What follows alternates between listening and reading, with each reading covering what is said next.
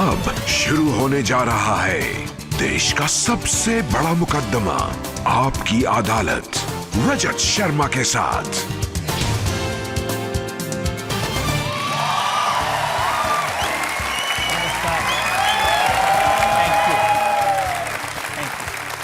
बहुत बहुत स्वागत है आपका आपकी अदालत में।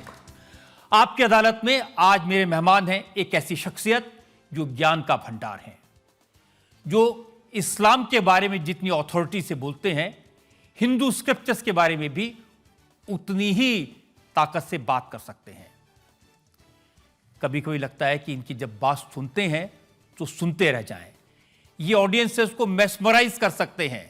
प्लीज वेलकम केरल के गवर्नर आरिफ मोहम्मद खान।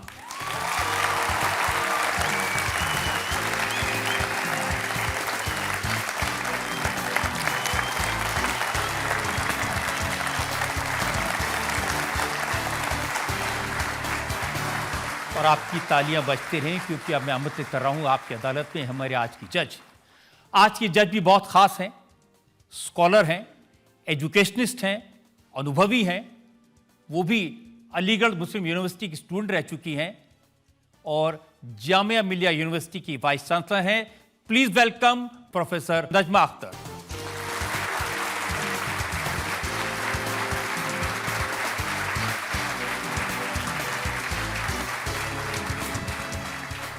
आपकी अदालत में हम इल्जामात और सवालात का सिलसिला शुरू करें, इससे पहले आज की जज प्रोफेसर नजमा अख्तर की इजाजत चाहेंगे आज की कार्रवाई शुरू करने के लिए। इजाजत है। और इससे पहले कि पहला इल्जाम लगे, हम सवाल पूछें।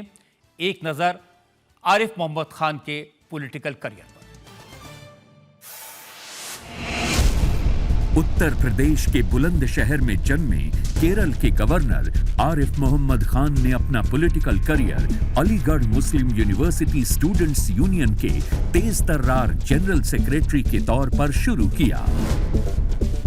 आरिफ मोहम्मद खान 1973 में अलीगढ़ मुस्लिम यूनिवर्सिटी के प्रेसिडेंट चुने गए। सिर्फ 26 साल की उम्र में आरिफ मोहम्मद खान यूपी के बुलंदशहर से एमएलए बने। 1980 में ये कानपुर से लोकसभा का चुनाव जीते। इसके बाद आरिफ मोहम्मद खान बहराइच से 3 बार लोकसभा के लिए चुने गए। राजीव गांधी और वीपी सिंह की सरकारों में कैबिनेट मिनिस्टर बने। इससे पहले आरिफ मोहम्मद खान कांग्रेस की सरकारों में आईएनपी, एग्रीकल्चर, एनर्जी, इंडस्ट्री और होम मिनिस्ट्री में मिनिस्टर रह चुके थे। आरिफ मोहम्मद खान स्कॉलर हैं, राइटर हैं, अपनी बात बेबाकी से कहने के लिए मशहूर हैं। लखनऊ यूनिवर्सिटी से लॉ ग्रेजुएट आरिफ मोहम्मद खान आपकी अदालत में अपनी पैरवी खुद करेंगे। तो आइए शुरू करते हैं आज का मुकदमा। आपकी अदालत में पहला इल्जाम आरिफ मोहम्मद खान पर। आपकी अदालत में केरल के गवर्नर आरिफ मोहम्मद खान पर आरोप है कि ये इस्लाम के बारे में भ्रम पैदा करते हैं। आरिफ साहब, देश की हर मस्जिद में तकरीरें हो रही हैं, सब जगह यूनिफॉर्म सिविल कोड के बारे में कहा जा रहा है ये मुसलमानों के खिलाफ है। सब उलेमा कह रहे हैं कि ये मुसलमानों का नुकसान कर देगा, इसे माना नहीं जाना चाहिए। आप एक अकेले हैं कि नहीं, ये मुसलमानों के फायदे में है? यूनिफॉर्म सिविल कोड का जो क्या उसके अंदर प्रावधान होने जा रहे हैं वो तो हमारे सामने ही नहीं है। जब हमारे सामने नहीं है तो कोई ये कैसे कह सकता है कि इससे नुकसान होने वाला है या फ़ायदा होने वाला है? आज तो एक सिद्धांत की बात की जा सकती है कि संविधान ने एक सिद्धांत दिया है और हमें एक वक्त भी दिया है जिसमें राज्य के ऊपर ये जिम्मेदारी डाली है कि ये लागू किया जाना चाहिए। भारत के संविधान की शपथ लेने के बाद एक ऐसा सिद्धांत जो संविधान ने स्थापित किया है, मैं उसका विरोध करूं, ये मेरी बात समझ में नहीं आती। देखिए, पहली बार ये हुआ है कि हर मस्जिद के बाहर क्यूआर कोड लगा दिया गया है और क्यूआर कोड में ओपिनियन इसके खिलाफ, यूसीसी के खिलाफ हर मुसलमान जो मस्जिद में जाए वो लॉ कमीशन को भेजे और उनका कहना है कि 4 करोड़ लोगों से हमने बात की है, सबकी भावनाएं ऐसी हैं कि ये तो सिद्धांत तौर पर ही इसको नहीं आने दिया जाना चाहिए। 2017 में शायरा बानो का केस हुआ सुप्रीम कोर्ट में। उसने 3 तलाक की वैधता को चुनौती दी। सुप्रीम कोर्ट ने अपने फैसले में कहा, न केवल ये संविधान के प्रावधानों का उल्लंघन करता है, बल्कि इसके लिए कुरान में भी कोई जगह नहीं। उस वक्त भी यही सब कहा जा रहा था, बल्कि इस हद तक कहा गया कि सुप्रीम कोर्ट दिया करे फैसला, हमें जो करना है वो हम करते रहेंगे।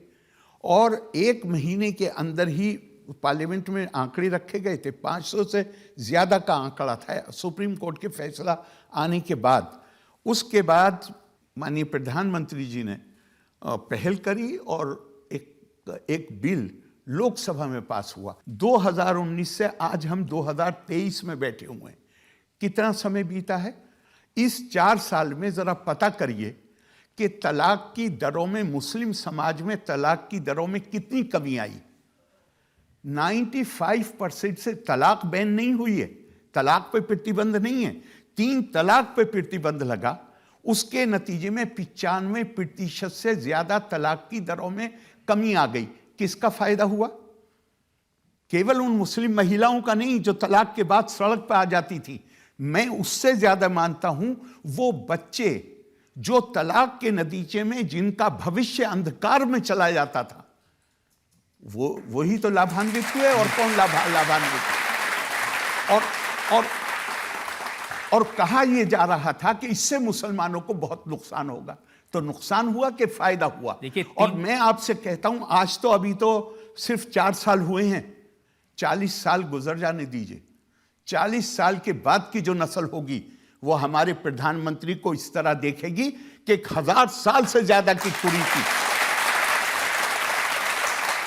1000 साल से ज्यादा की कुरीति, जिसके चलते महिलाओं का जीवन नरकीय हो गया था, जिसके चलते कितने बच्चे, अगर 1 महीने में 500 तलाकें होती थी तो कितने बच्चे थे जिनका भविष्य अंधकार में चला जाता था, टूटे हुए परिवारों का।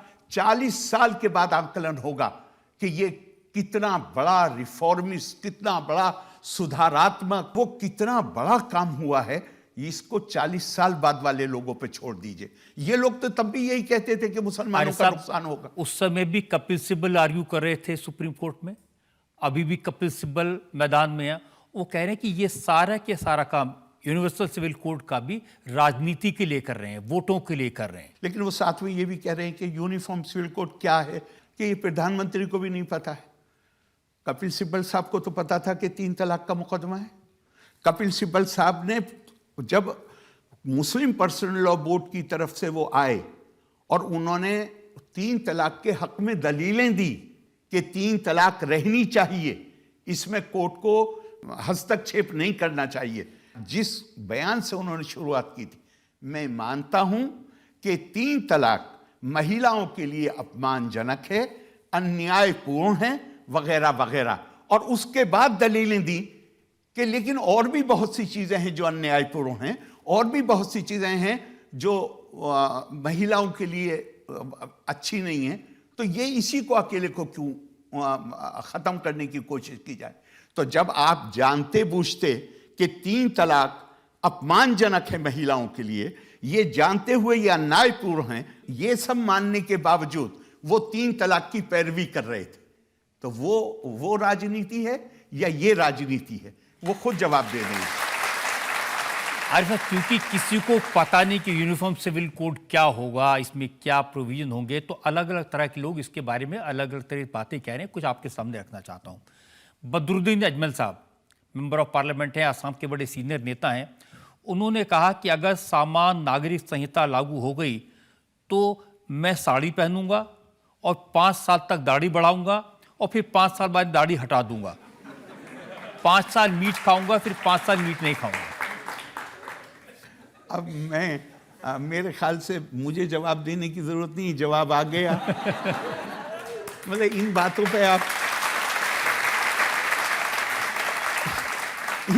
पे आप क्या कमेंट भी क्या कर सकते हैं? एक मौलाना ने तो ये कहा कि अगर यूसीसी आ गया तो जो मुसलमान हैं उनका निकाह नहीं होगा, उनको भी फेरे लेने पड़ेंगे। भाई भाई मेरे भाई फेरे तो केरला के हिंदू भी नहीं लेते। यूनिफॉर्म हिंदू कोड बिल होने के बावजूद, एक कानून होने के बावजूद, हमारे सिख भाई भी उसी कानून के तहत आते हैं, लेकिन वो जाते हैं गुरुद्वारे में, वहां पे शादी होती है। हमारे जैन भाई वो अपने तरीके से करते हैं। देखिए, एक बात मैं आपसे कह दूं, आज की सरकार हो या कोई और सरकार हो और 1000 संगठन बन जाएं और 1000 सरकारें चली जाएं, भारत की संस्कृति एकम सद विप्रा बहुधा वदंती, बहुधा की संस्कृति है भारत की संस्कृति। हम बहुधा को, ये नहीं है कि हम बर्दाश्त करते हैं डाइवर्सिटी को, हम डाइवर्सिटी को, बहुधा को हम उसका त्योहार मनाते हैं, हम उसका जश्न मनाते हैं। भारतेषु स्त्रिया पुरुषो नाना वर्णा प्रकृतिते नाना देव अर्चने युक्ता नाना कर्माणि कुर्वते। भारत की स्त्रियां, भारत के पुरुष, उनकी त्वचा के रंग अलग अलग, वो अलग अलग देवों की पूजा करते हैं, उनके रस्म रिवाज अलग अलग है। दुनिया की कोई राजनीति छोड़िए, कोई ताकत भारत से विविधता को खत्म नहीं कर सकती। ये संस्कृति, पूरी दुनिया प्लूरलिस्टिक होना शुरू हुई है पिछले 100-150 साल में। भारत ने अपनी सांस्कृतिक यात्रा का आरंभ किया है विविधता की स्वीकार्य, सिर्फ सम्मान नहीं, विविधता की स्वीकार्यता के साथ। एकम सद विप्रा बहुधा वदंती। और सिर्फ इतना नहीं है, आकाशात पतितम तोयम यथा गच्छति सागरम सर्वदेवा नमस्कारा केशवम प्रीति गच्छति। तुम कोई नाम से लेके उसकी पूजा कर लो, इबादत कर लो, सब उसको पहुंचता है जिसको कोई नाम नहीं दिया जा सकता, चाहे जिस नाम से। ये देश विविधता का जश्न मनाता है। हमारी संस्कृति नहीं रहेगी अगर हम विविधता को कहीं से आँच आई तो। यूसीसी को हर आदमी अपने नजरिए से देख रहा है। जमीयत उलमाए हिंद के अध्यक्ष हैं मौलाना अरशद मदनी, वो कहते हैं कि हमें 4 शादियों का अधिकार है, यूसीसी आया तो यह हक छिन जाएगा। और हमारे यहाँ तो आदमी 80 साल का होता है, उसमें ताकत रहती है, औरत तो 30-40 साल में किसी काम की नहीं रहती। मैं शिव नहीं, इस पर ताली मत बजाइए, हंसे भी मत। इस पर सिर्फ अफसोस का इज़हार। ऐसी भाषा पर केवल दुख व्यक्त किया जा सकता है कि कोई बुजुर्ग आदमी इस भाषा का प्रयोग करे। और दूसरी बात मैं कहूँ कि 4 शादी का जो मामला है, आप कुरान में देख लीजिए, सूरह निसा आयत नंबर 3 या 4, अनाथ बच्चों के, विधवाओं के और यतीम बच्चियों के, अनाथ बच्चियों के अधिकारों की बात करते हुए, चूंकि ओहद की लड़ाई के बाद 1/3 पुरुषों की आबादी खत्म हो गई थी। उस वक्त बहुत सारी विधवाएं थी। जर्मनी का केस आपके सामने, वर्ल्ड वॉर के बाद, जहां उन्होंने महिलाओं से कहा कितने भी बच्चे पैदा करो, हम नहीं पूछेंगे, जो ज्यादा बच्चे पैदा करेगी महिला उसे हम राष्ट्रीय सम्मान देंगे। क्यों? एक खास परिस्थिति थी जिसमें पुरुषों की आबादी कम हो गई थी। इसी तरह ओहद की लड़ाई के बाद 1/3 आबादी खत्म हो गई, तो उस वक्त इजाजत दी गई। और किस संदर्भ में इजाजत दी गई? विधवाओं के और अनाथ बच्चों के अधिकारों के संरक्षण के लिए। लेकिन क्या कहा गया कि तुम कर सकते हो, बशर्ते कि तुम उनके बीच में न्याय कर सको, इंसाफ कर सको। और उसी चैप्टर में आगे बढ़ के कुरान कहता है, और ये आदमी के बस की बात ही नहीं है कि वो पत्नियों के बीच इंसाफ कर सके, एक ही आयत में। तो एक तरह से एडवाइस ये है कि भाई एक विशेष परिस्थितियों में इजाजत दी जा रही है, लेकिन ये तुम्हारे बस की बात है नहीं कि तुम न्याय करो, उसके साथ इजाजत दी जा रही है, लेकिन ये तुम्हारे बस की बात नहीं है कि तुम ये काम कर सको। और इससे आगे बढ़ के सूरह नूर में साफ साफ है, वनकिहुल अयामा मिनकुम, शादी उससे करो जो पहले से शादीशुदा ना हो। तो मैंने ये पूछा कि ये निर्देश जिनका आप नाम ले रहे हैं उन्हीं के विद्यालयों में पढ़ाने वालों से मैंने पूछा कि ये निर्देश केवल पुरुषों को है कि उस महिला से शादी करो जिसकी पहले से शादी ना हुई हो, या ये निर्देश महिलाओं के लिए भी है कि उस पुरुष से शादी करो जिसकी शादी ना हुई। उन्होंने कहा नहीं, व्याकरण के हिसाब से तो ये दोनों के लिए है। तो अगर व्याकरण के हिसाब से ये दोनों के लिए है तो फिर 4 शादी अधिकार कहां से हो गया?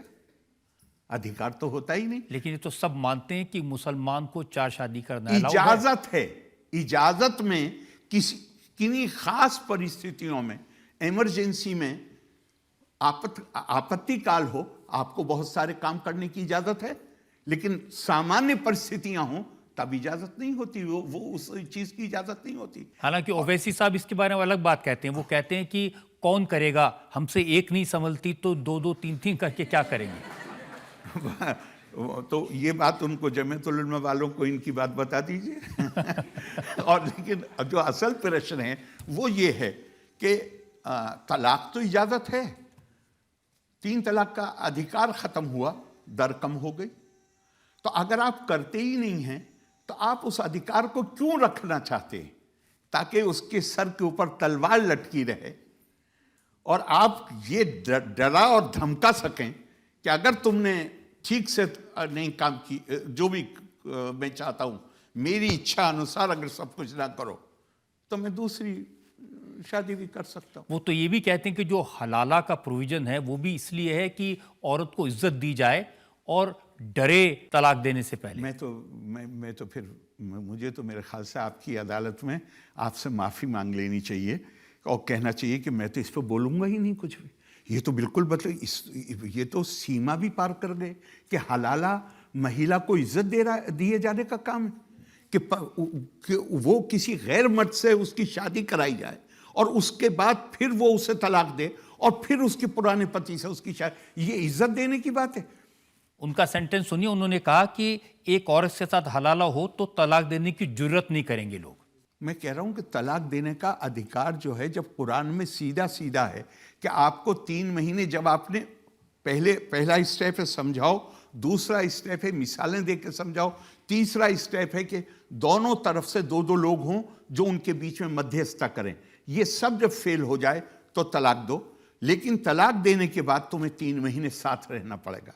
जब कुरान ने ये तरीका बताया हुआ है और उस 3 महीने में अगर शारीरिक संबंध हो जाए या जुबानी तौर पे आदमी वापस ले ले तो तलाक का असर खत्म हो गया। 3 महीने पूरे होने के बाद भी अगर अलग हो गए तो भी निकाह हो जाएगा दोबारा। तो जब कुरान में दिया हुआ तरीका है तो झटपट में आप क्यों तलाक देना चाहते हैं? हलाला की जरूरत तो तभी पड़ी ना जब आपने दाल में नमक ज्यादा हुआ और आपने तलाक दे दी, उसके बाद रो रहे हैं मेरे बच्चे हैं, मेरी ये नीयत नहीं थी, मैं तो डांटना चाहता था। कितने केसेस हैं। कोई भी कानून जिसके लिए आप ये दावा करें कि ये इस्लामी है, क्या वो कुरान का उल्लंघन कर सकता है? हमारे यहाँ 3 तलाक कुरान में कहीं जिक्र नहीं और 3 तलाक 1000 साल से चल रही थी। लेकिन ये तो कहते हैं कि जो शरीयत है वो हमारे लिए संविधान से भी ऊपर है। अच्छा, और फिर गोवा का यूनिफॉर्म सिविल कोड है, वहां पे मुसलमानों के को यूनिफॉर्म सिविल कोड में ये कहा जाता है कि तुम निकाह नहीं करोगे, फेरे डालोगे। ये कहा जाता है कि तुम अपने मुर्दे को दफन नहीं करोगे, तुम अपने मुर्दे को जलाओगे। हिंदुओं में वो संप्रदाय हैं जो अपने मुर्दों को नहीं जलाते हैं, वो अपने मुर्दों को दफन करते हैं। अरे इस देश में कोई विविधता को ना कोई खतरा है ना कभी कोई खतरा होगा। मैं आपसे पहले भी कहा, फिर दोहरा रहा हूं, ये देश तो विविधता का जश्न मनाता है। का कहना है कि ये यूनिफॉर्म सिविल कोड का शिगुफा इसलिए छोड़ा गया कि 2024 इलेक्शन आने वाले हैं, बीजेपी पोलराइज करना चाहती है, ध्रुवीकरण करना चाहती है, हिंदू मुसलमान को बांटना चाहती है, इसलिए ये लाए। अच्छा, अगर ये वजह है तो इस पोलराइजेशन को रोकने का सबसे बेहतर तरीका क्या होगा? आप सबसे आगे आके खड़े हो जाइए कि यूनिफॉर्म सिविल कोड आना चाहिए, पोलराइजेशन खत्म। आप तो और मदद कर रहे हैं पोलराइज करने में, तो आपको पोलराइजेशन से दिलचस्पी नहीं है। आप तो खुद ही कहते हैं हमारा मिली तशख़्ख़ुस अलग है। अरे भाई पोलराइज तो आप पोलराइज करने की भाषा कौन बोलता? कितना आसान काम है अगर आप इसमें पोलराइजेशन करने की कोशिश देख रहे हैं, उसको नाकाम बनाना कितना आसान काम है। आप सरकार के आगे आके खड़े हो जाइए और कहिए संविधान में प्रावधान है, ऐसा यूसीसी लेके आइए और देखिए बहुत साफ, कोई मुश्किल काम नहीं है। कानून में ना तो कोई ऐसी चीज होगी जो उसकी इजाजत दे जिसे कोई भी धार्मिक आस्था प्रतिबंधित करती है, ना किसी ऐसे काम को करने से रोकेगा जो धार्मिक आस्था उस काम को करने को कहती हो। मिसाल के तौर पे मुसलमान पति को अपनी पत्नी को शारीरिक संबंध से पहले मेहर अदा करना होगा। क्या यूसीसी मुसलमान पति से ये कहेगा कि तुम ये पैसा मत दो अपनी पत्नी को? वो तो कहेगा इससे और ज्यादा दो, हमें क्या प्रॉब्लम है। जो वास्तविकता है वो क्या है, आप किसी से पूछ लीजिए कि लड़की भी, लड़का तो जाता ही है, जब वो पहली दफे जाता है ना शादी के बाद अपनी पत्नी के पास, तो पहला जुमला उसका क्या होता है, मुझे मेहर माफ कर दो। और वो भी दिमाग बना के आती है, उसने भी शादी की, वो भी दिमाग बना के आती है, वो कहती है हाँ माफ किया। फिर ये मामला कब उठता है, जब संबंध अगर खराब हो, खुदा न खास्ता, जब तलाक का मौका आए, तो ये मामला उठता है कि मेहर नहीं दिया। अरे मेहर तो शारीरिक संबंध होने से पहले मेहर दिया जाना चाहिए, उस पे ये लोग कभी नहीं बोलते कि मेहर दो। तो क्या यूसीसी बनेगा तो मुसलमान पति को ये कहेगा कि तुम मेहर मत दो? नहीं, जितना देते हो उससे ज्यादा दो, उसमें क्या प्रॉब्लम है? औरत के हक के बारे में मुफ्ती सलीम अशरम काज़मी देवबंद के हैं, उनकी बात मैंने सुनी। उन्होंने कहा कि औरत को इस्लाम में तलाक का इख्तियार नहीं दिया गया क्योंकि औरत जल्दबाज होती है, जल्दी में डिसीजन ले लेती है। अब मैं आपसे पूछूं, इस्लाम के नाम पे पाकिस्तान बना जी, बना या नहीं बना? और पाकिस्तान में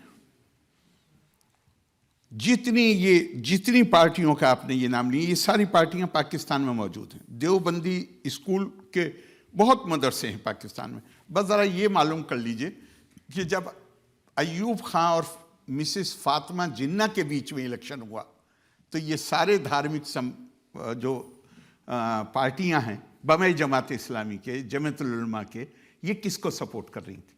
उसको सपोर्ट कर रही थी जो जल्दबाजी में फैसला लेती है। ये महिलाओं का अपमान करना, ऐसी भाषा बोलना, कुरान बार बार कहता है कि पुरुष और महिला को एक ही तत्व से बनाया गया है।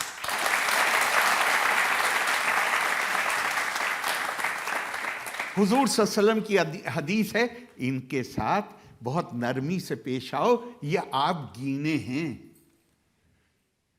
आदमी को अपमानजनक बात कहोगे, वो उतना उसका असर नहीं पड़ेगा उस पर, लेकिन महिला को अगर अपमानजनक बात कही जाएगी तो हुजूर सल्लल्लाहु अलैहि वसल्लम की हदीस है कि इनको, ये आप गीने हैं, ये शीशे की तरह हैं, इनको बहुत ही इज्जत के साथ, सम्मान के साथ इनके साथ बिहेव करो।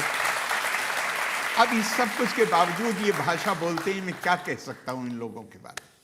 ये पब्लिक में से सवाल पूछना चाहते हैं। केरल के चीफ मिनिस्टर का कहना है कि government one nation one culture करना चाह रही है, और सर आप केरल के गवर्नर हैं, तो सर इस पर आपकी क्या राय है?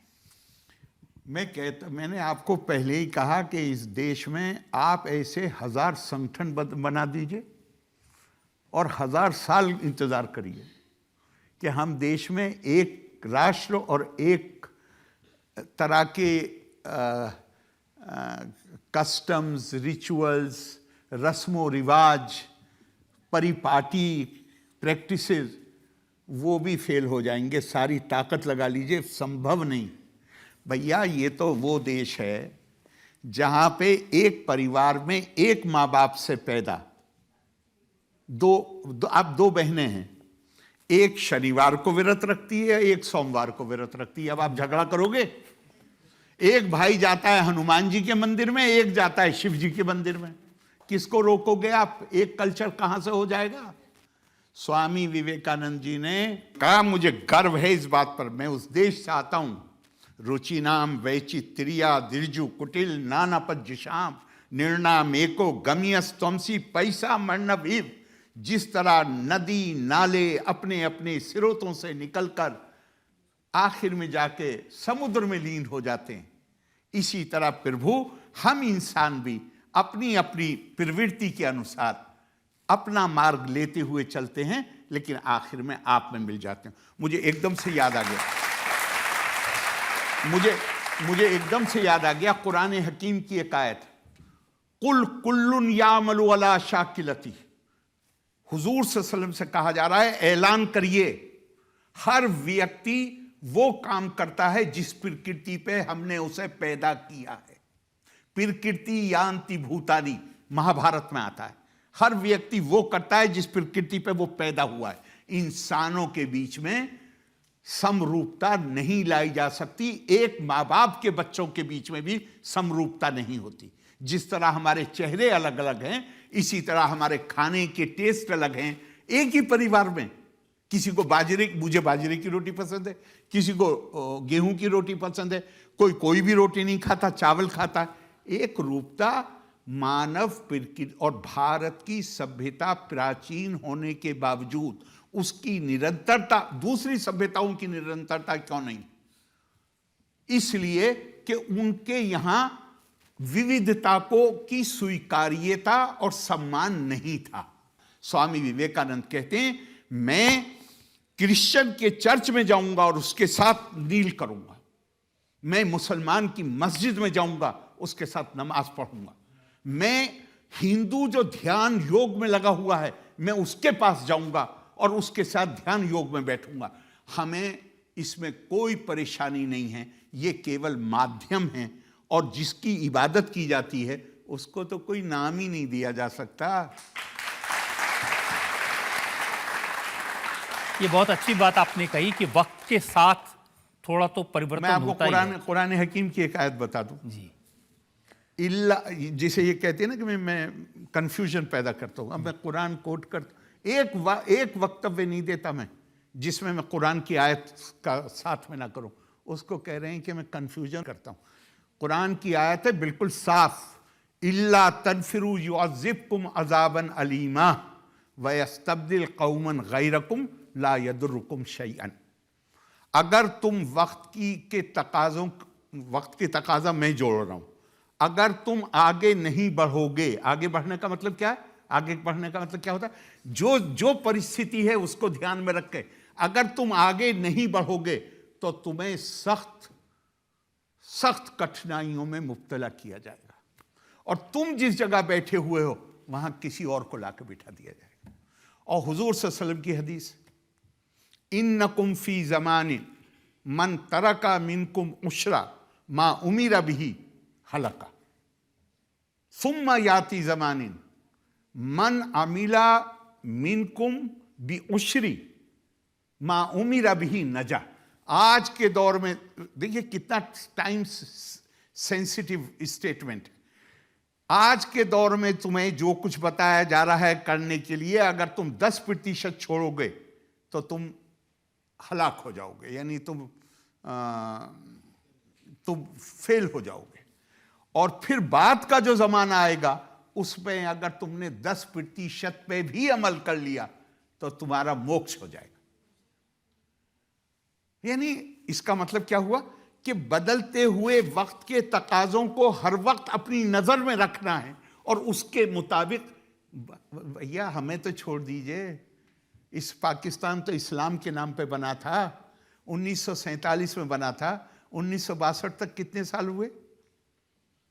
15 साल। 12 और 3 15 साल में उन्होंने इस पर्सनल लॉ को, जिसको ये लोग कह रहे हैं कि इसके बगैर इस्लाम प्रैक्टिस नहीं हो सकता, उसको उन्होंने बदल दिया। 62 में बदल दिया।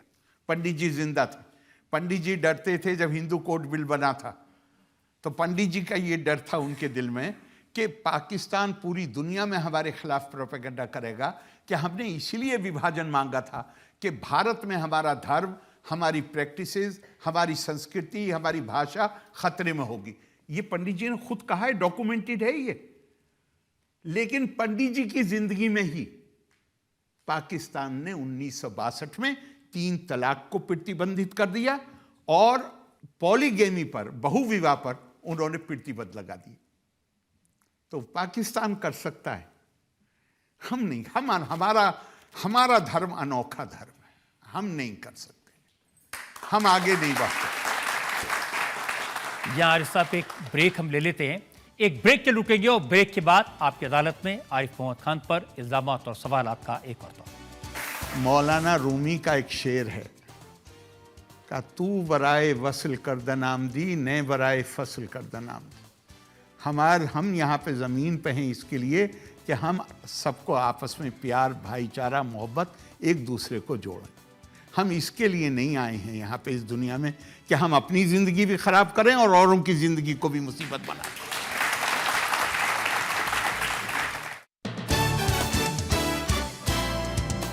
Welcome back. आपकी अदालत में आज हमारे मेहमान हैं केरल के गवर्नर आरिफ मोहम्मद खान। आपकी अदालत में अगला इल्जाम। आपकी अदालत में केरल के गवर्नर आरिफ मोहम्मद खान पर आरोप है कि ये मुसलमानों की भावनाओं को आहत करते हैं। आरिफ साहब, बहुत सारे लोग जिसमें उलेमा हैं, मौलाना हैं, वो कहते हैं जब मुस्लिम समाज की तरफ कोई उंगली उठाता है, कोई सीए की बात करता है, कोई यूसीसी की बात करता है जिसको हम लोग पसंद नहीं करते, तो आरिफ साहब खड़े हो जाते हैं। लेकिन जब बात आती है जुल्म की, मैं आपको कोट करता हूँ, उत्तर प्रदेश में AIMIM के अध्यक्ष हैं शौकत अली, वो कहते हैं जब गोश्त के नाम पर मुसलमानों की लिंचिंग हो रही है, मुसलमानों के इलाकों में बैंक के ATM ब्लैक लिस्ट किए जा रहे हैं, दाढ़ी टोपी को निशाना बनाया जा रहा है, लिंचिंग अब्दुल की हो रही है, तो आरिफ साहब कुछ नहीं बोलते। आपको ये तय करना पड़ेगा कि कहाँ हमेशा किस जगह बोलना है और किस समय बोलना है। ये ज़रूरी नहीं है कि मैं प्रेस में बोलूं। आम मुसलमान है, अब उसको भी ये लगने लगा है जैसे केरला स्टोरी बनाई तो हमारे को टारगेट करने के लिए बनाई, मुसलमानों को हमला करने के लिए बनाई। कमाल का माहौल है केरला में। केरला में कोई ये नहीं कहता ये मुस्लिम भाषा है, ये हिंदू भाषा है। कोई ये नहीं कहता कि ये मुस्लिम कल्चर है, ये हिंदू कल्चर है। कोई ये नहीं कहता कि ये मुस्लिम खाना है, ये हिंदू खाना है। एक जैसा ड्रेस, एक जैसा खाना, एक तरह की बात। वो माहौल इतना अच्छा है कि बहुत सारी ताकतें हैं जिन्हें ये जो चाहते हैं ये माहौल डिस्टर्ब। लगातार कोशिशें पिछले कई साल से, आपको ध्यान होगा कई साल पहले एक क्रिश्चियन प्रोफेसर के हाथ काट दिए दोनों। जो ये घटनाएं, इन पे तो चिंता होनी ही चाहिए। एक भी मासूम को की जान ली जानी, जिस आदमी ने कोई गुनाह नहीं किया है, और अगर गुनाह भी किया है तो उसके खिलाफ कार्रवाई का अधिकार ऑथोरिटीज को है, किसी प्राइवेट इंडिविजुअल को नहीं है। उस पर तो हमें चिंता जतानी चाहिए। लेकिन उससे बड़ी चिंता जो है वो ये है कि हमें पब्लिक में, हमारे देश का विभाजन हुआ है 1947 में, हमारी यादें अभी बिल्कुल पूरी तरह ख़त्म नहीं हुई हैं। एक बड़ा गहरा घाव है। इस घाव को हमें वो भाषा प्रयोग करनी चाहिए, उस तरह काम करना चाहिए जहां इस घाव पे मरहम लग सके, ना कि हम इसको बार बार ऐसी बातें करें कि जिससे वो जख्म फिर से हरा हो जाए। तो इन्होंने तो 1986 में, देखिए कहाँ भावनाएं, 1986 में उस जख्म को फिर से हरा कर दिया। कहाँ भावनाओं को चोट लगती है जब कोई कहता है कि मदरसों को बंद कर देना चाहिए। असम में ये हुआ कि बड़ी संख्या में मदरसे बंद कर दिए गए। यूपी में कहा कि मदरसों का सर्वे कराना चाहिए। पूरी दुनिया में मैं आपसे कहता हूँ, बमे अरब मुल्कों के जितने बड़े मदरसे हिंदुस्तान में हैं, इतने बड़े मदरसा कोई किसी अरब मुल्क में भी नहीं। देवबंद है, नदवा है, बरेली में है मदरसे। इतने बड़े मदरसे तो मुस्लिम मुल्कों में नहीं।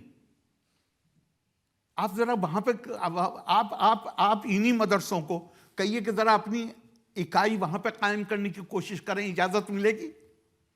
नहीं मिलेगी। हिंदुस्तान में तो पूरी इजाजत है हर किसी को। बस इतना है कि आप कानून की परिधि के अंदर रह के जो करते हैं वो आरिफ साहब, ओवैसी साहब ने एक बात कही, उन्होंने कहा कि इन मदरसों ने देश की आज़ादी में बड़ा रोल प्ले किया, हिंदुस्तान को आज़ाद कराया। आज इन्हें शक की निगाह से देखा जाता है कि यहाँ पर दहशतगर्दी पढ़ाई जाती है, सिखाई जाती है। मुझे पता नहीं कि कौन उसको देखता है, लेकिन इतना मैं ज़रूर जानता हूँ कि जो नाम, मैं तो नाम लेता नहीं हूँ किसी का, लेकिन इतना मैं जानता हूँ कि जिनका आप नाम ले रहे हैं उनका ताल्लुक जिस संस्था से है।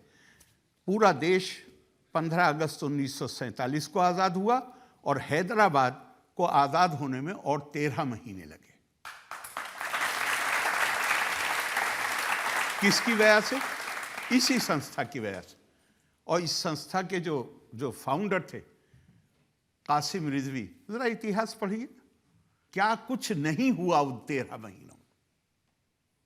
बल्कि लोगों ने तो इस हद तक लिखा है कि जब पुलिस एक्शन हुआ है अक्टूबर में, तो चूंकि बहुत सारे मामले रिपोर्ट किए गए कि एक्शन के अंदर कुछ ज्यादतियां हुई, तो उसके जस्टिफिकेशन में किसी का ये आर्गुमेंट आया कि साहब ये हमारी सेना के या पुलिस के लोग जो हैदराबाद के बाहर पड़े हुए थे, गवर्नमेंट के आदेशों का इंतजार कर रहे थे, वो 13 महीने तक ये खबरें पढ़ रहे थे कि किस तरह महिलाओं के साथ बलात्कार हुआ, किस तरह मासूम लोगों की जानें ली गई, और उनके अंदर एक गुस्सा बनता रहा 13 महीने तक।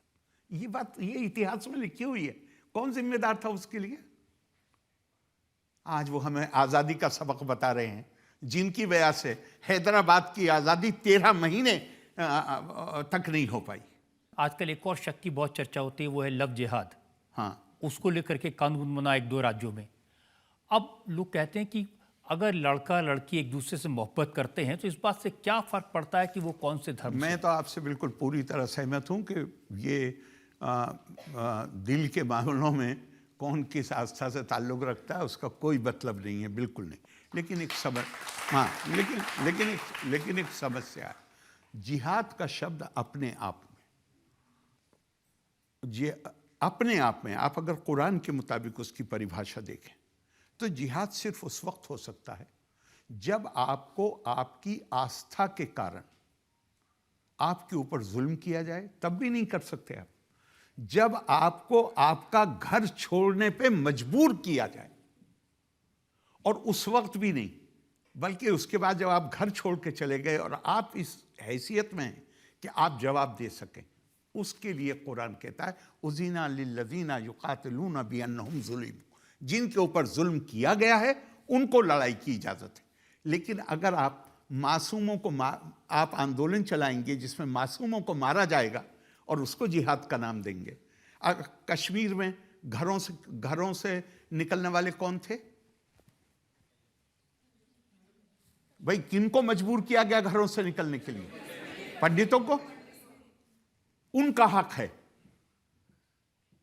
मतलब खड़े होना चाहिए था लोगों को। इनमें से जितने नाम आपने कहे, कोई खड़ा हुआ इसके लिए कि इनको बेघर किया जा रहा है कश्मीर से? कुरान के नजदीक सबसे बड़ा गुनाह जिसके खिलाफ इंसान को इजाजत है कि तुम हथियार उठा सकते हो, वो है कि उसकी आस्था के कारण उस पर जुल्म करके उसको मजबूर करना कि वो अपना घर छोड़ के जाए। कश्मीरी पंडितों को किस आधार पे घर छोड़ने पर मजबूर किया गया? इसलिए तो कि वो उनकी आस्था अलग थी। कौन करने वाले थे?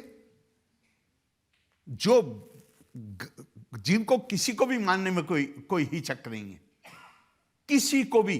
उन्होंने जो इनके ये सेपरेटिस्ट ऑर्गेनाइजेशन, उनके लीडरों को भी मारा, उनको कोई हिचक नहीं। लेकिन वो अपने आप को क्या कहते हैं? हत्यारे अपने आप को मुजाहिद कहते हैं। जब हत्यारे को आप मुजाहिद अपने आप को कहने की इजाजत देंगे तो जिहाद की जो कुरान की डेफिनेशन है वो तो आपने डिस्टॉर्ट करने की इजाजत दे दी। जब आपने इजाजत दे दी तो फिर कहीं किसी और ने भी उसको गलत मानों में इस्तेमाल कर लिया।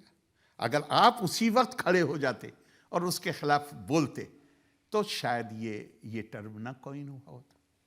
लेकिन आज के ज़माने में गौहत्या के नाम पर जो लिंचिंग होती है, किसी को भी ये कह के आप गाय को काटने वाले हो, उसको मॉब लिंच कर दे, जान से मार दे, ऐसी घटनाएं तो ज़रूर इमोशन पैदा करती हैं, गुस्सा पैदा करती हैं। मैं आपसे एक बात पूछता हूँ, इस देश की आबादी कितनी है?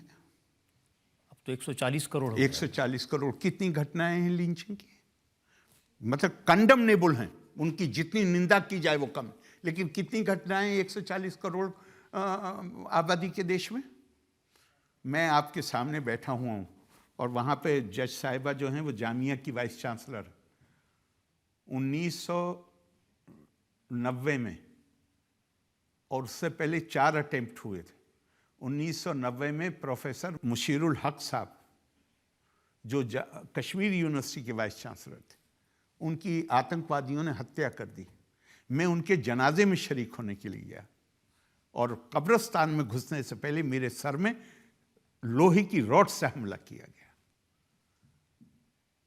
और आपको तो मालूम है, आप आई मुझे वहां देखने, ऑल इंडिया इंस्टीट्यूट वालों ने कहा 10 मिनट अगर और देर हो जाती लाने में हॉस्पिटल तो शायद कुछ और होता।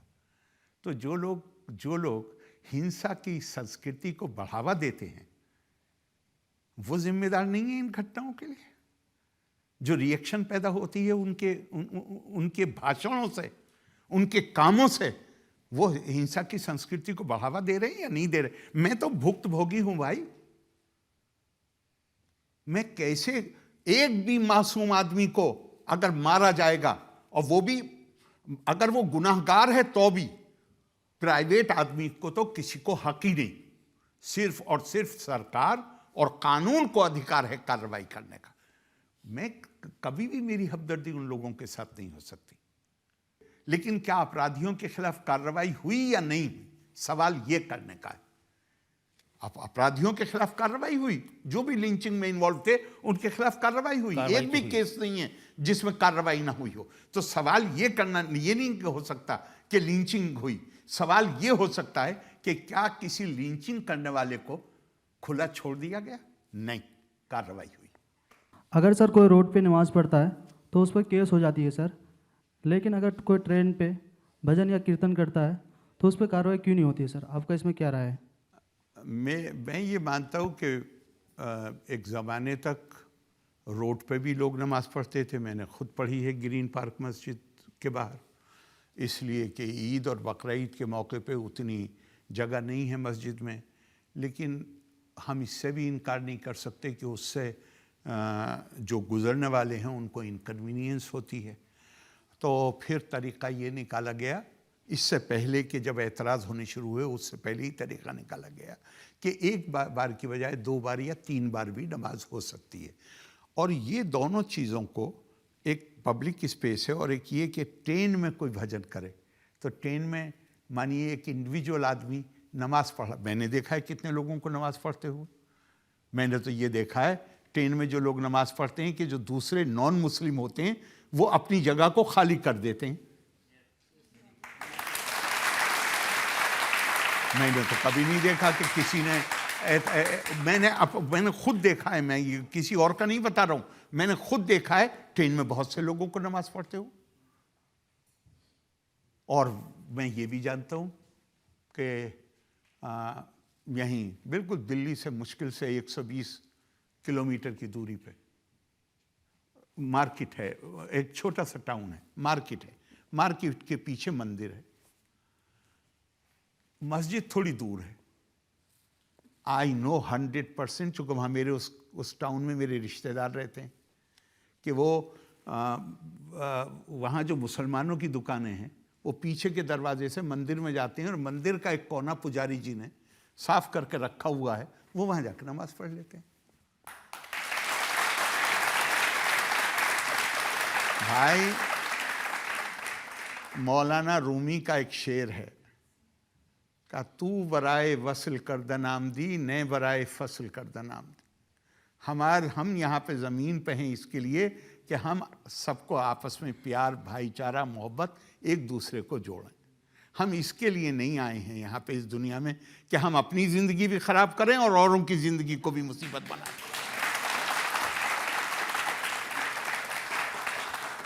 एक और ब्रेक के रुकेंगे और ब्रेक के बाद आपकी अदालत में आरिफ मोहम्मद खान पर इल्जामात और सवालात का एक और दौर।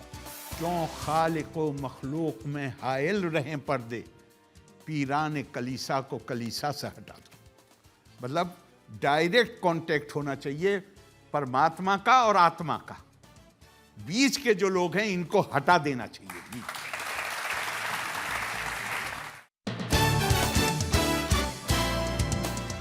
Welcome back. आपकी अदालत में आज हम मुकदमा चला रहे हैं, सवाल पूछ रहे हैं केरल के गवर्नर आरिफ मोहम्मद खान से।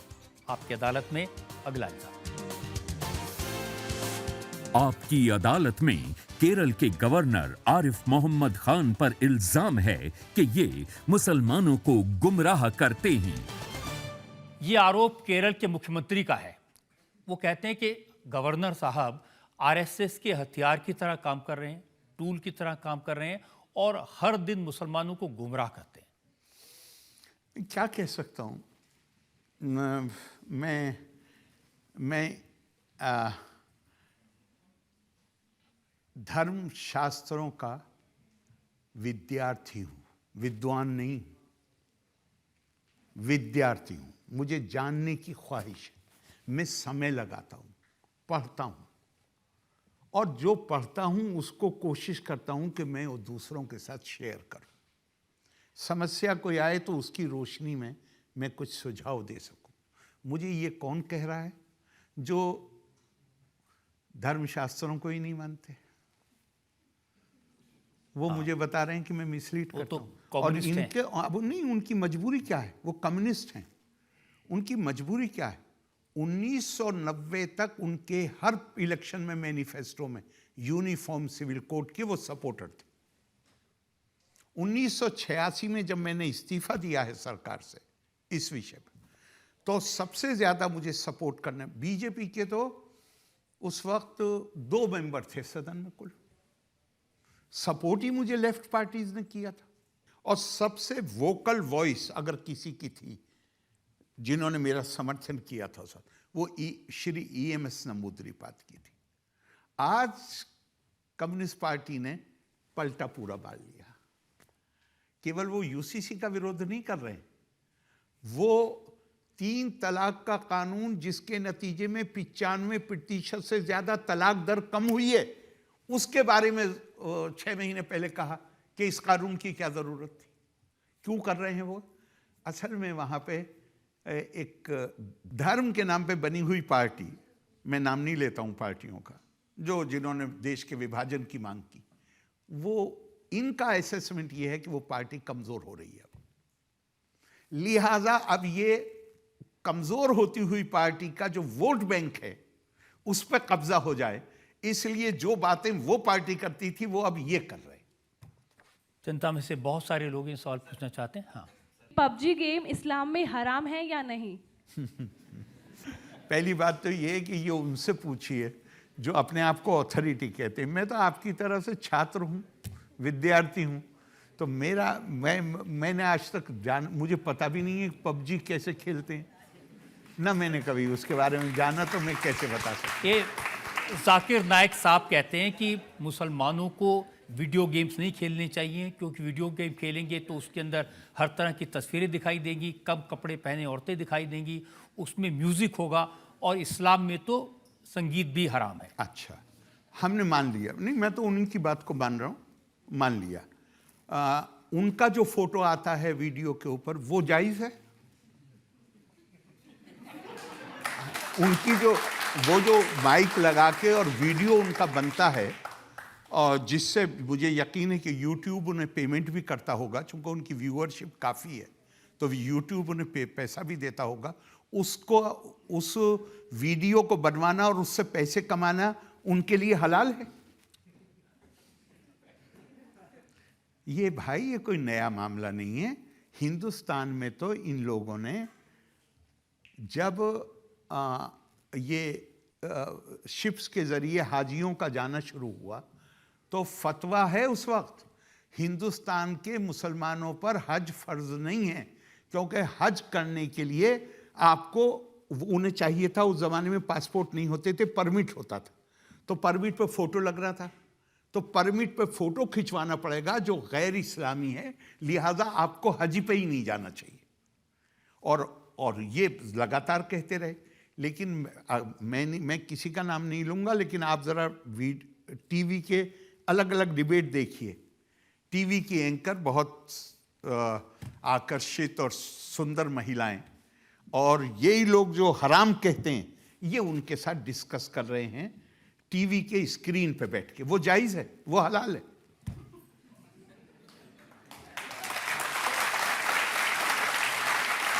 आप टीवी एंकर्स के बात है, पाकिस्तान की एंकर हैं, उन्होंने एक मौलाना से पूछा कि आप कहते हैं कि जब जन्नत में जाएंगे तो हमें हूरें मिलेंगी। बात असल में ये है, पता नहीं, वो एक बार स्वामी विवेकानंद को प्रोफेसर ने एक सवाल किया कि अगर आप सड़क पे जा रहे हैं और वहाँ पे बहुत प्रज्ञा, विजडम से भरा हुआ कोई ग्रंथ हो और एक पैसों की थैली रखी हो, तो आप दोनों में से किसको उठाएंगे?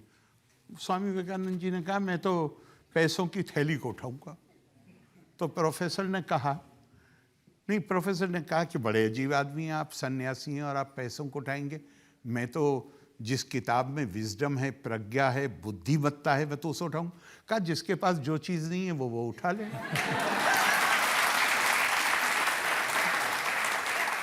जिसके पास जो चीज नहीं है उसके दिल में उसके लिए आकर्षण होता है। मैं इतना ही कमेंट कर सकता हूँ, इससे ज्यादा नहीं कहूँ। लेकिन ये कहीं लिखा है कि जन्नत में हूरें होंगी, एक एक आदमी में 10-10 आदमी की ताकत आ जाएगी, आपको बहुत 72 हूरें मिलेंगी? मैंने ऐसे, ये तो मैं कह सकता हूँ कि मेरे अध्ययन के मुताबिक हूर का जिक्र तो है, उसका मतलब क्या है वो मुझे नहीं, वो उसमें वो लंबी बहस हो जाएगी।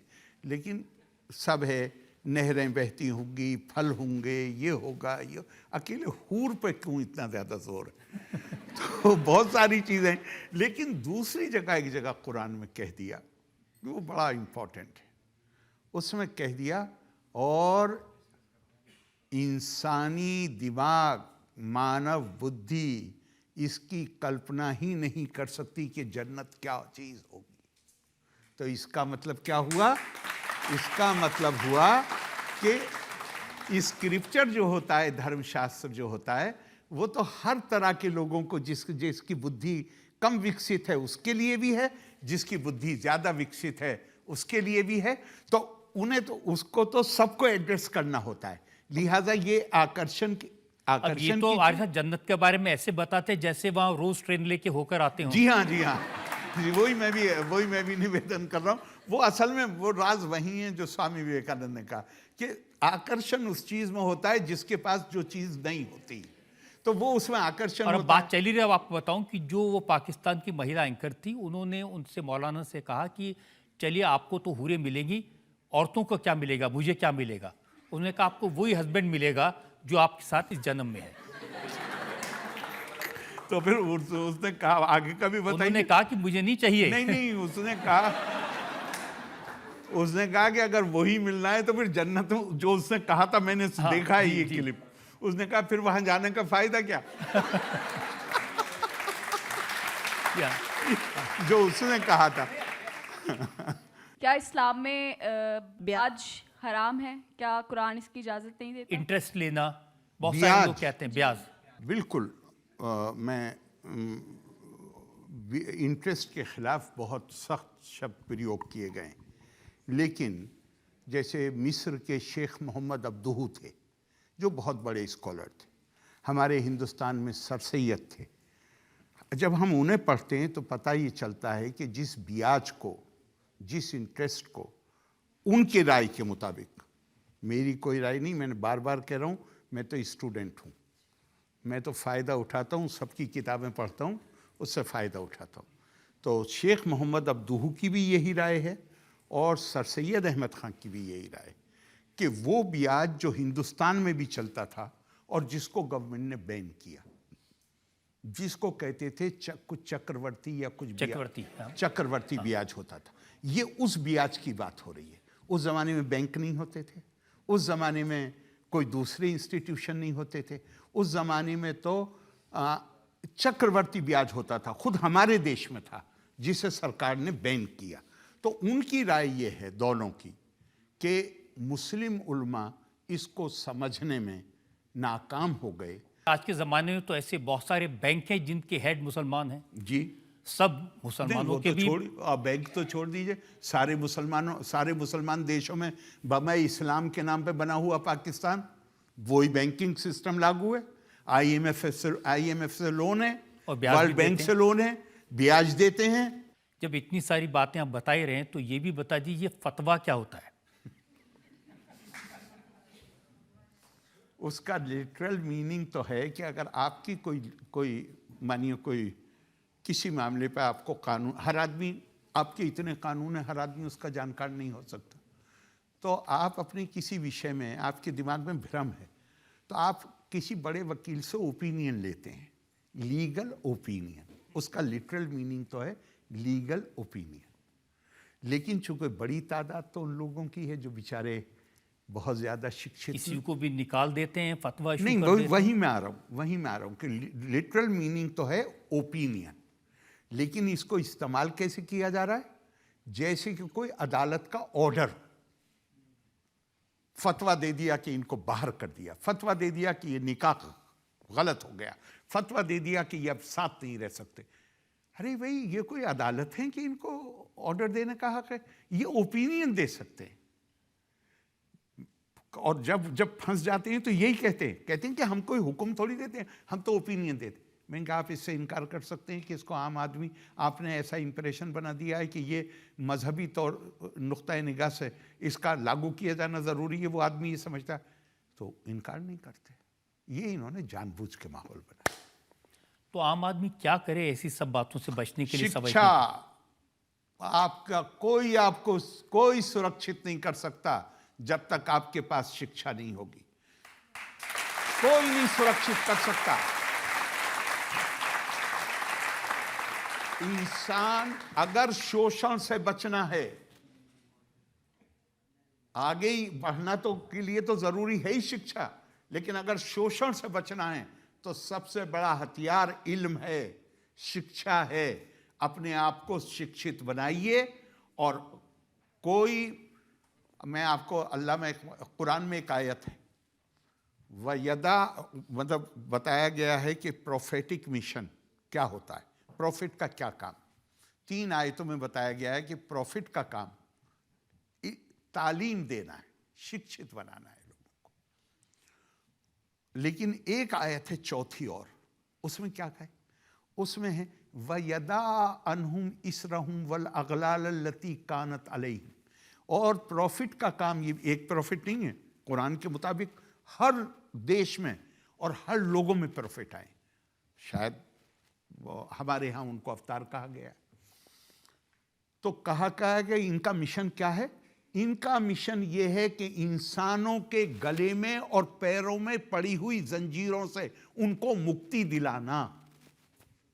और इस आयत को ही मुझे, मतलब लिखा भी है लोगों ने, वो मुझे बहुत जोर से लगता है, अल्लामा इकबाल ने कहा, इसी आयत का एक तरह से उसमें प्रतिबिंब नजर आता है। उसमें उन्होंने कहा, क्यों खालिको मखलूक में हायल रहें पर्दे, पीरान कलीसा को कलीसा से हटा दो। मतलब डायरेक्ट कांटेक्ट होना चाहिए परमात्मा का और आत्मा का। बीच के जो लोग हैं इनको हटा देना चाहिए। मैं नहीं कह रहा हूं, अल्लामा इकबाल कह रहे हैं, मेरे ऊपर तो फिर इल्जाम लगा देंगे। अल्लामा इकबाल कह रहे हैं कि इनको, बीच वालों को सबको हटाओ, लात मारो इनको। इल्जाम और भी आरिफ साहब, एक ब्रेक के रुकेंगे और ब्रेक के बाद आपकी अदालत में इल्जाम और सवाल का अगला दौर। शाहरुख खान के घर में अगर वो गणेश चतुर्थी के दिन गणेश जी की स्थापना करते हैं, गणेश जी की मूर्ति को विसर्जित करने जाते हैं, तो क्या वो काफिर हो गए? क्या ये गैर इस्लामिक है? मैं ये मानता हूं कि जिसको जो तरीका है, मुझे किसी के बारे में जजमेंट में बैठने का कोई अधिकार नहीं। वेलकम बैक आपकी अदालत में। आज हमारे मेहमान हैं केरल के गवर्नर आरिफ मोहम्मद खान। आपकी अदालत में अगला इल्जाम। आपकी अदालत में केरल के गवर्नर आरिफ मोहम्मद खान पर इल्जाम है कि ये इस्लाम की परंपराओं को तोड़ते हैं। अब केरल के सुन्नी लीडर हैं अब्दुल हमीद फैजी साहब। वो कहते हैं कि गवर्नर साहब का नाम इंप्रेशन देता है कि वो मुसलमान हैं। उनके नाम का मतलब है कि वो अल्लाह के ऐसे बंदे हैं जो अल्लाह को अच्छी तरह समझते हैं, उससे वाकिफ हैं, पर उन्हें मुसलमान नहीं माना जाना चाहिए। उनको अपनी राय रखने का अधिकार है। और मैंने तो कभी उनसे सर्टिफिकेट मांगा नहीं। उनसे या किसी से भी मैंने नहीं मांगा सर्टिफिकेट। बहुत सारे लोग कहते हैं कि इस्लाम में एक रूल है कि आपको दूसरे की इबादत गाह में नहीं जाना चाहिए, लेकिन उनका कहना है कि आरिफ साहब तो दूसरे रिलीजन्स के मंदिर में जाते हैं। आपके लिए उन्होंने फरवरी 2022 का जिक्र किया। क्यों फरवरी 2022 का क्यों किया? 1980 में कानपुर के 50 फोटो होंगे। मैं कोई मंदिर नहीं बचा होगा कानपुर का जहां उन्होंने बुलाया और मैं ना गया हूं। आप पूछ लीजिए कानपुर वालों से 2022 का ही के लिए। 1980 में मैं कांग्रेस का एमपी था कानपुर से, पूरे 5 साल का पूछ लीजिए, शायद ही कोई मंदिर बचा हो जिन्होंने बुलाया हो और मैं ना गया हूं। नहीं, वो तो ज़्यादा उनको प्रॉब्लम है, सबरीमला में गए और वहाँ के कस्टम के हिसाब से उस हिसाब से कपड़े पहने, वहाँ जाकर पूजा की। उनका कहना है कि ये तो इस्लाम में अलाउड नहीं है। अब मैं आपको बताता हूं, इब्ने अरबी, आप गूगल पे जाइए, सूफियों में पहला नाम, सबसे बड़ा नाम, और कितना लिखा है उस आदमी ने। और उनको अरबी में मदरसों में उनके खिलाफ पढ़ाया जाता है। और जो मदरसे में खिलाफ मेरा एक आर्टिकल है मेरी किताब में, उसे पढ़िएगा, इब्ने अरबी। वही उस्ताद जो मदरसे में इब्ने अरबी को के बारे में इसी तरह की बात कह रहा था जो अभी आपने बताया कि मेरे बारे में कह रहे हैं, वही उस्ताद, ये मक्के की बात है, जो सबसे बड़ी मस्जिद है हरम शरीफ, वहाँ पर वो उस्ताद किसी सवाल के जवाब में उन्होंने कहा कि इब्ने अरबी से बड़ा विद्वान और बुजुर्ग कोई और नहीं। तो उनके जो स्टूडेंट्स थे, विद्यार्थी, उन्होंने सवाल पूछा। उन्होंने कहा, सर सुबह तो आप क्लास में हमें बता रहे थे कि इब्ने अरबी भटके हुए थे, और यहाँ आप कह रहे हैं कि उनसे बड़ा विद्वान और उनसे बड़ा अल्लाह को समझने वाला कोई नहीं है। तो ये तो परस्पर टकराव। उनका भैया वहाँ पे मुझे प्रेस्क्राइब्ड सिलेबस, जो निर्धारित सिलेबस को क्या कहेंगे, पाठ्यक्रम, वो पढ़ाना पड़ता है। यहाँ पे मैं दिल की बात कह रहा हूँ। इब्ने अरबी ने क्या कहा है? इब्ने अरबी ने कहा, और वो पूरा का पूरा ही पढ़ने से ताल्लुक़ रखता है। मैं पहला जुमला और आखिरी, पहला वाक्य, उस लेख का पहला वाक्य और आखिरी वाक्य पढ़ रहा हूँ। और मैं चूँकि मुझे है पढ़ने का शौक़, तो मैं तो सब जगह से फ़ायदा हासिल करता हूँ। पहला लिखा कि अगर, देखिए गौर करिएगा क्या शानदार सुझाव दिया है, आपस में शांति का वातावरण बनाए। उनका कभी भूल के भी, तुम जिस आस्था के मानने वाले हो, कभी भूल के भी अकेले उसकी तारीफ मत करना। जैसे आदमी को कहते हैं ना, आप बैठे हुए हैं और आप अपने बच्चे की तारीफ करिए, तो इसको अच्छा नहीं माना जाता है। उन्होंने कहा जो भी तुम्हारा मजहब है, जो भी तुम्हारी आस्था है, जब लोगों के साथ बैठो कभी उसकी अकेले मतलब तारीफ करो, लेकिन दूसरों की भी तारीफ करो। पहली बात तो ये कही। और आखिरी उस लेख का में आखिरी क्या है? Do not confine yourself to one belief. अपने आप को एक परंपरा तक सीमित मत करो।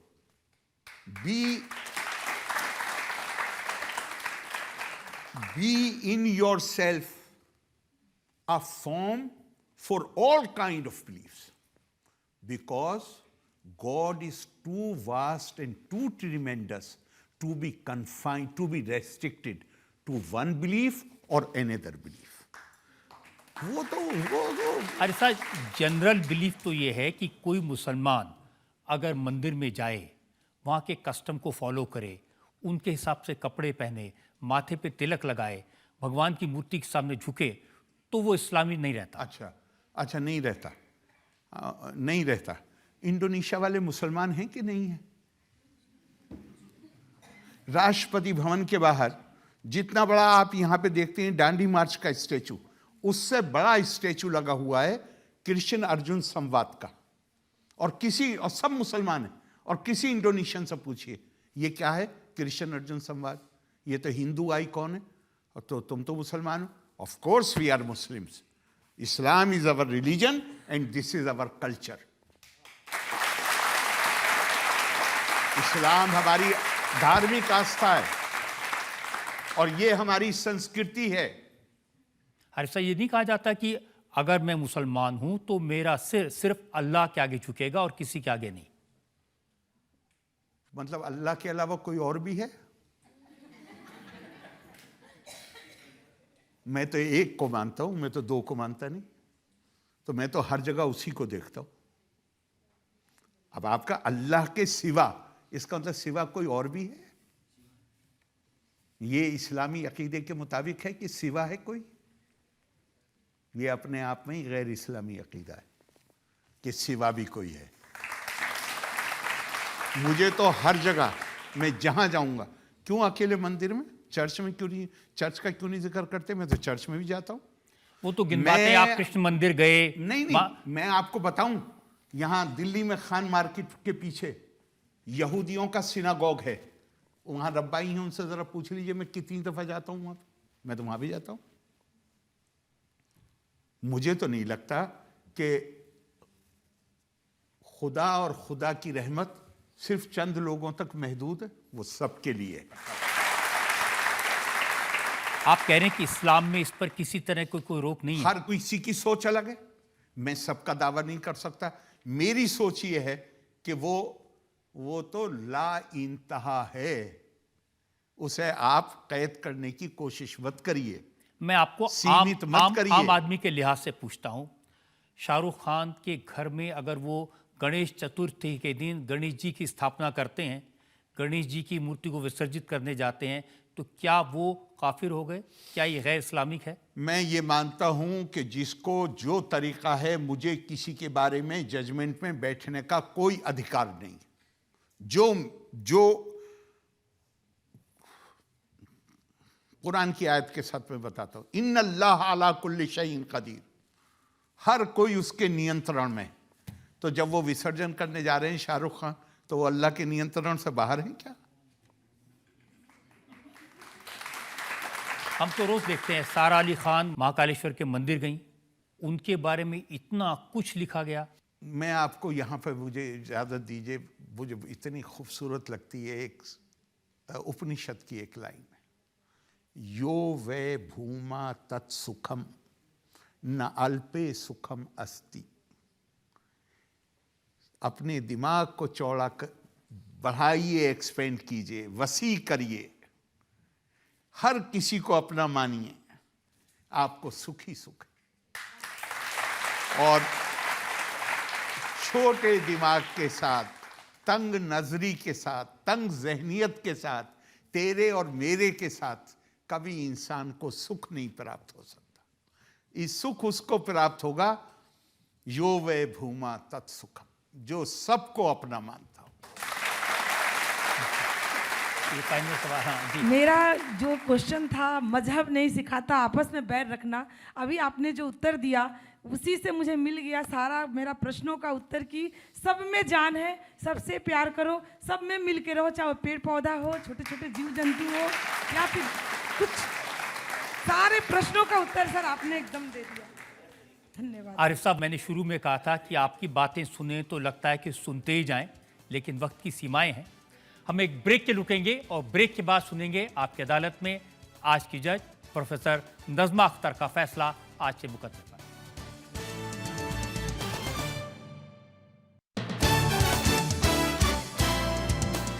Welcome back. आपकी अदालत में आज ने मुकदमा चलाया केरल के गवर्नर आरिफ मोहम्मद खान पर। हमने उनसे पूछा यूसीसी के बारे में, हमने उनसे पूछा उन तमाम इश्यूज के बारे में जिनको लेकर लोगों के मन में तरह तरह के सवाल हैं। अब वक्त है आपकी अदालत में आज की जज जामिया मिलिया यूनिवर्सिटी की vice chancellor professor Najma Akhtar के फैसले का। आज के गेस्ट श्री आरिफ मोहम्मद खान साहब को मैं 1973 से जानती हुई, क्योंकि मैं भी उसी यूनिवर्सिटी में पढ़ती थी जहां ये हमारे प्रेसिडेंट थे। आपकी आवाज़ में, आपकी वाणी में जो शाइस्तगी है और जो नॉलेज, अपार नॉलेज झलकती है, वो आप अलीगढ़ से ही लेके आए थे और देश के नेता बनने के बाद बढ़ती जा रही है। समहाउ जजेस को ताली बजाने का हक नहीं होता, नहीं तो मैं भी बजा सकती थी। आपके ऊपर बहुत सारे इल्ज़ाम लगाए गए, बड़े संगीन इल्ज़ाम लगाए गए। आपने शीशे की तरह उसका जवाब दिया और सारे भरम तोड़ दिए।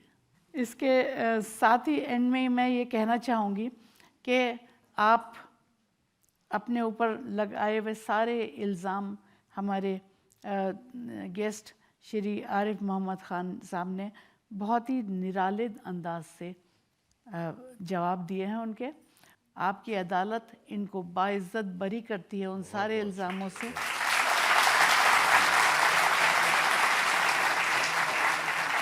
इस उम्मीद के साथ, यकीन के साथ कि आरिफ मोहम्मद खान इसी तरह से बेबाकी से बोलते रहेंगे, लोगों के सवालों के जवाब देते रहेंगे, हमारे जैसे लोगों को भी बहुत कुछ सिखाते रहेंगे। आज का मुकदमा यहीं ख़त्म करते हैं। अगले हफ्ते आपसे मुलाकात होगी एक नई शख्सियत के साथ। तब तक के लिए नमस्कार।